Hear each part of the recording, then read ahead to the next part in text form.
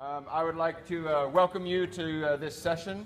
I don't want to introduce you to this guy because you've already read all about him, but I came in for the first time, actually just met him this morning, heard all about him for decades, it seems like. And I asked him this question. I said, why do you get up in the morning? He didn't even hesitate, and he says, I want to prevent injury everywhere.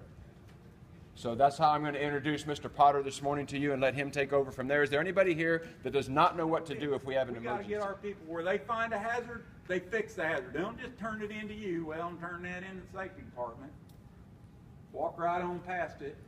Safety department, Bill Young, I'm going to tell Bill Young about that. Bill Young's got to do something about that. No, we got to get people where they're doing something, like Mr. Bagelhead here. Bring your lunch to the right, use it for PPE. You know what I'm saying? So it just makes a big difference when you start to look at what we're doing and what we're trying to teach people to do. We're wanting to create a zero-injury workplace. Agreed? Risk reduction through HRC. Let me show you. Would y'all agree that that's where we want to go? Yes. Yeah, because if we reduce the risk down to a point, the chances of having zero injuries grows immensely, okay? I'm a pilot, and one of the things that, not an airplane pilot, not a pilot here and pilot there. Well, I do that. My wife is always pointing that out. But I fly an airplane. One of the things that you got to realize about an airplane is when I'm flying my single-engine airplane is when I take off, and I take off down the runway, there is no real big risk. The risk, at the faster I'm going down that runway, the risk is increasing. If you look at a risk matrix, it's starting to go up.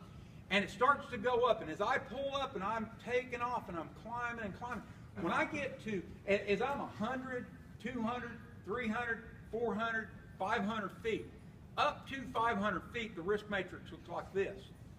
Then the risk matrix from 500 feet up begins to level off. When I get to 1,000 feet, it's still going up, okay? But it's still pretty level at that point.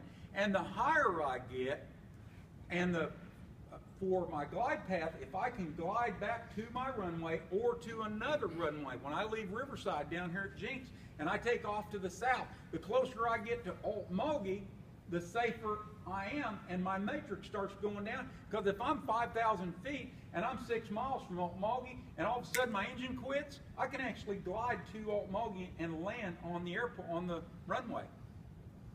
Not a problem. Not to mention the fact that there's a lot of little grass strips that a lot of people don't know about in between that I can land on. Well, in their 75 highway, it's a great big, you can land on it. And so what I want you to see is the risk matrix. When we start to see it, it changes as we do things to it, and we just need to add that. So one of the first things we do, and we've learned, is abatement. Think about how OSHA requires us to do signage. You have to show what the hazard will affect, right?